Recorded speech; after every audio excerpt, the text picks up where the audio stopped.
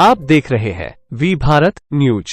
उत्तर प्रदेश के मुख्यमंत्री और गोरखनाथ मंदिर के गोरक्षक पीठाधीश्वर योगी आदित्यनाथ हेलीकॉप्टर के माध्यम से बेरमो विधानसभा क्षेत्र से एनडीए के प्रत्याशी रविंद्र कुमार पांडे के पक्ष में चुनावी जनसभा का संबोधन फुसरो के करगली मैदान में किया। चुनावी जनसभा में मुख्य रूप से बेरमो के प्रत्याशी रविंद्र पांडे, गोमिया विधायक सह प्रत्याशी लंबोदर महतो, डुमरी से प्रत्याशी यशोदा देवी सहित भाजपा, आजसू, जेडीयू, लोजपा के कार्यकर्ता मौजूद थे। सभी ने योगी आदित्यनाथ का फूलमाला पहनाकर स्वागत किया। सभा में जमकर वक्ताओं ने सूबे की हेमंत सरकार को कोसा और इसे भ्रष्ट सरकार की संज्ञा दी। हेमंत सरकार को घुसपैठिया को संरक्षण देने वाली सरकार बताया। वहीं मुख्य अतिथि योगी आदित्यनाथ ने कांग्रेस, आरजेडी और जेएमएम पर काफी तंज कसा। कहा कि झारखंड के निर्माण का विरोध आरजेडी और कांग्रेस करती थी, लेकिन तत्कालीन प्रधानमंत्री अटल बिहारी वाजपेयी ने इसका निर्माण किया। केंद्र में जब कांग्रेस, आरजेडी, जेएमएम की सरकार थी तो पाकिस्तान का प्रेरित आतंकवाद का तीनों पार्टी विरोध नहीं करती थी। कहती थी कि इससे पाकिस्तान से संबंध खराब हो जाएगा। ये लोग संबंध को ठीक करने के लिए देश की सुरक्षा को दांव पर लगा देते थे। वहीं अब नए भारत में पाकिस्तान के आतंकवादियों को जहन्नुम की यात्रा में भेज दिया जाता है। कश्मीर से 370 धारा को हटाने का काम किया। देश से आतंकवाद और नक्सलवाद दोनों का समाधान भाजपा के द्वारा किया जा रहा है। कांग्रेस के बड़े नेता के घर से 350 करोड़ रुपए मिले। झारखंड सरकार के मंत्री के यहाँ से 35 करोड़ मिले। सब जनता का पैसा है। यूपी में लव जिहाद, लैंड जिहाद, कर्फ्यू, दंगा पहले हुआ करते थे, अब वहाँ सब चंगा है। कांग्रेस, आरजेडी, जेएमएम ये सब राम मंदिर बनने के विरोधी थे, लेकिन उत्तर प्रदेश में भाजपा की सरकार आई तो वहाँ रामलल्ला को अयोध्या में स्थापित कर दिया गया। हम लोग जब बटे हैं तब कटे हैं, हम एक रहेंगे तो सेफ रहेंगे। योगी आदित्यनाथ जी का इस रविंद्र पांडे जी को जय श्री राम। आपका बटन कहां दबेगा? आपका बटन कहां दबेगा? माता की वंदे वंदे। रविंद्र कुमार पांडे जिंदाबाद, रविंद्र कुमार पांडे जिंदाबाद। बेमो का विधान कैसा हो, बेमो का विधान कैसा हो। जय भाजपा, जय जय श्री राम, जय जय श्री राम। मेरे मित्रों, भारत माता की, भारत माता की, जगत जननी मां भगवती छिन्नमस्ता की, जगत जननी मां भगवती छिन्नमस्ता की, भगवान बिरसा मुंडा की, भगवान बिरसा मुंडा की। वंदे वंदे वंदे। नमः पार्वती पतिये हर हर।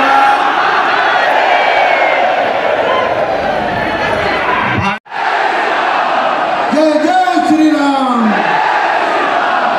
हर हर महादेव, हर हर महादेव। मैं बाबा के शिष्य बन के 15 साल लोकसभा में, हमारा सौभाग्य और किसी का नहीं है। हम आपसे विनती पूर्वक कहना चाहेंगे कि 20 तारीख को आपका एक एक मत कमल फूल छाप पर पड़े और इस राज्य में डबल इंजन की सरकार बने। जैसे उत्तर प्रदेश में सरकार है, विकास की गाड़ी बढ़ रही है, मुझे झारखंड में पड़े। जहाँ तक सवाल है कुछ समस्या का, वो तो हम लोग देखते हैं। कुछ यहाँ पर हमारे कोल इंडिया के जो पदाधिकारी हैं वो कुछ गड़बड़ कर रहे हैं। एपीएस लगाते हैं, करोड़ों का जो ठेका पट्टा है वो बड़ा बड़ा करके बड़े बड़े लोगों को लाभ दिलवाते हैं। वो सब हम लोग देखेंगे, समझेंगे और ये मान करके चले कि इस राज्य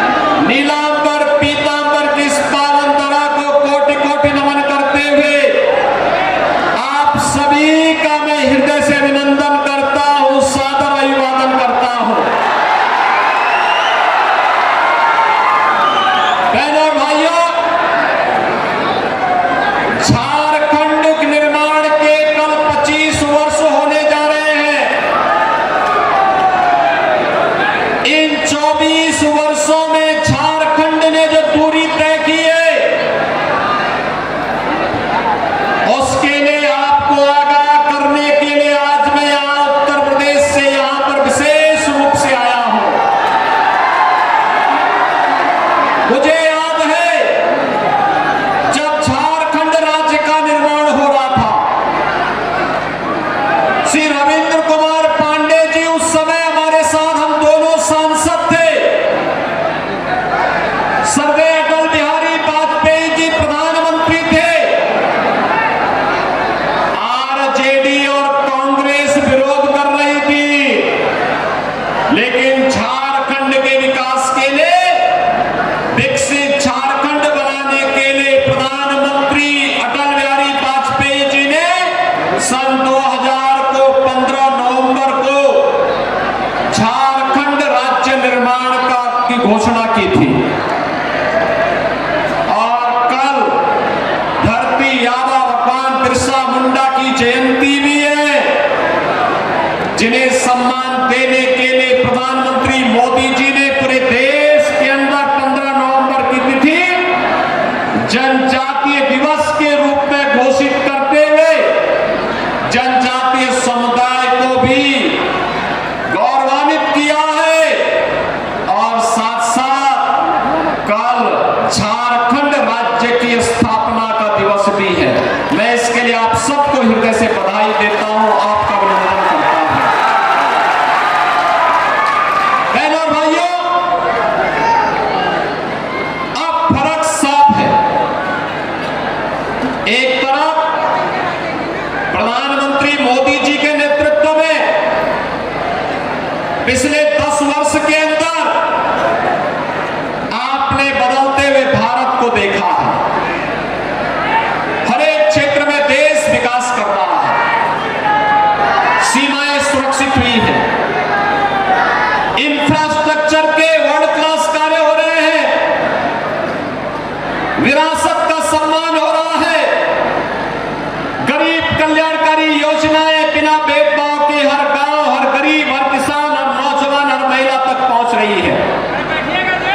और बहनों और भाइयों, दूसरी ओर झारखंड विपन्न हुआ है पिछले 5 वर्ष में। झारखंड की स्थिति क्या है, मैं इसकी चर्चा करूंगा। पहले नया भारत याद करिए, कांग्रेस आरजेडी झारखंड मुक्ति मोर्चा की केंद्र में सरकार थी, और उस समय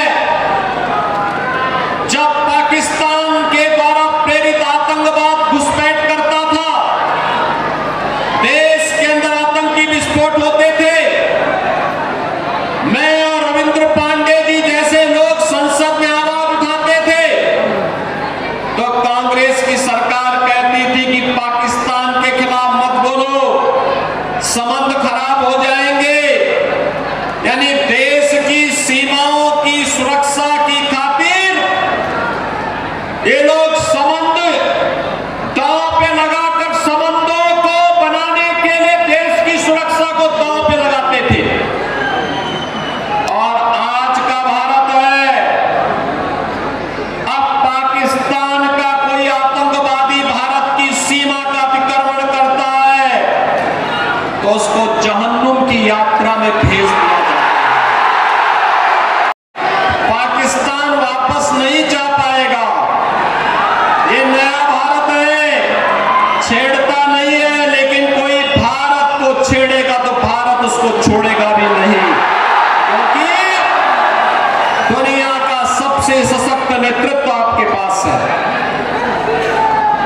आतंकवाद की जड़ कश्मीर की धारा 370 समाप्त कर दी। अभी मुझे यहां पर डॉक्टर प्रहलाद पडवाल जी कह रहे थे कि जनसंघ के समय से मैं भारतीय जनता पार्टी का कार्यकर्ता हूं।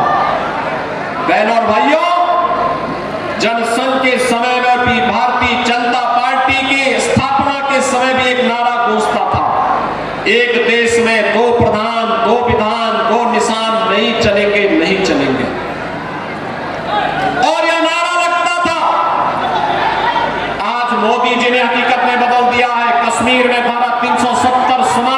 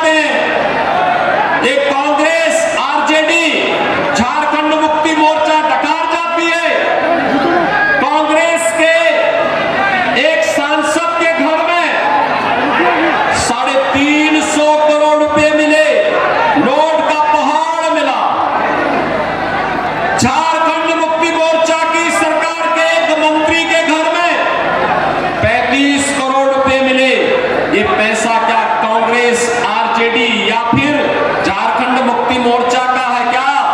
नहीं, ये पैसा झारखंड का पैसा है, आप सबका पैसा है, जो ये चंद लोग लूट करके अपने घर को भरने का काम कर रहे हैं। इनकी इस डकैती को रोकने के लिए और डबल इंजन सरकार का क्या लाभ होता है, उसका एहसास कराने के लिए मैं आया हूं आपके पास। उत्तर प्रदेश में भी यही जंगल रास्ता जो आज झारखंड के अंदर है, 2017 के पहले वहां भी लव जिहाद की घटनाएं घटित होती थी, वहां भी कर्फ्यू और दंगा होता था, वहां पर भी लैंड जिहाद होता था। आज उत्तर प्रदेश में न लव जिहाद है, न लैंड जिहाद है, न कर्फ्यू है, न दंगा है, यूपी में सब चंगा है। विरासत का सम्मान कैसे होता है? देखो, जो काम 500 वर्षों के लिए, जिस कार्य के लिए हिंदू समाज लड़ता रहा था, एक ही बात कहता था कि रामला हम आएंगे, मंदिर वहीं, यही बोलते थे ना। और देखो, कांग्रेस 65 वर्ष में नहीं कर पाई। आरजेडी तो राम मंदिर का विरोधी थी, झारखंड मुक्ति मोर्चा भी मंदिर की विरोधी थी, और उत्तर प्रदेश में डबल इंजन की सरकार आई, मोदी जी के नेतृत्व में मात्र 2 वर्ष में अयोध्या की समस्या का समाधान हो गया, रामलला फिर से विराजमान हो गए। बहनों और भाइयों, आज झारखंड के अंदर ये जो इंडी गठबंधन, कांग्रेस, झारखंड मुक्ति मोर्चा और आरजेडी की सरकार कार्य कर रही थी, यह आपस में लड़ाने का काम कर रही है। संथाल को मुंडा से लड़ाएगी, पासवान को मुसहर से लड़ाएगी, जाति को आपस में लड़ा करके बांग्लादेशी घुसपैठियों को, रोहिंग्या मुसलमानों को, आपकी जमीनों को कब्जा करवा करके आपके संसाधनों पर लूट खसोट करवाएगी। और इसीलिए तो मैं आपसे बार बार कह रहा हूं, बटे थे बहनों और भाइयों, तो अयोध्या का अपमान झेलना पड़ा था, बटे थे तो पाकिस्तान और बांग्लादेश बन गया, बटे थे तो काशी में अपमान झेलना पड़ा था, बटे थे तो बहन बेटियों की इज्जत के साथ खिलवाड़ हुआ था। इसलिए बटे थे तो कटे थे, कटेंगे तो कटेंगे, एक रहना है, एक रहेंगे तो सेफ रहेंगे, नेक रहेंगे, एक रहेंगे तो, और यह काम केवल भाजपा कर सकती है। भारतीय जनता पार्टी इसीलिए श्री रविंद्र कुमार पांडे जी को अपना प्रत्याशी बना करके आपके बीच में भैरवो विधानसभा क्षेत्र में उन्हें उतारी है। एक वरिष्ठ नेता है, संसद में झारखंड के लिए लड़ते थे, यहां की रेलवे के लिए, यहां के हाईवे के लिए, यहां के किसानों के लिए, यहां के नौजवानों के लिए, यहां की बहन और बेटियों के सम्मान के लिए वे लगातार आवाज बुलंद करते थे। और आज भारतीय जनता पार्टी ने उन्हें प्रत्याशी बना करके फिर से भैरवो विधानसभा क्षेत्र के भाग्य की बदलने के लिए उन्हें चुनाव में फिर से उतार करके इस क्षेत्र के विकास को तेजी के साथ आगे बढ़ाने का निर्णय लिया है। और इसलिए बहनों और भाइयों, मैं आप सबसे अपील करने के लिए आया हूं, भारतीय जनता पार्टी के प्रत्याशी श्री रविंद्र कुमार पांडे और मैं दोनों संसद में साथ साथ हम लोग एक साथ रह करके काम करते थे। मैं देखता था किस मजबूती के साथ लड़ते थे वहां पर, और इसीलिए मैं उत्तर प्रदेश से आया हूं आपसे विनती करने के लिए, आपसे यही विनती करने के लिए आया हूं। रविंद्र कुमार पांडे जी को भाजपा ने, यहां पर जेडीयू ने,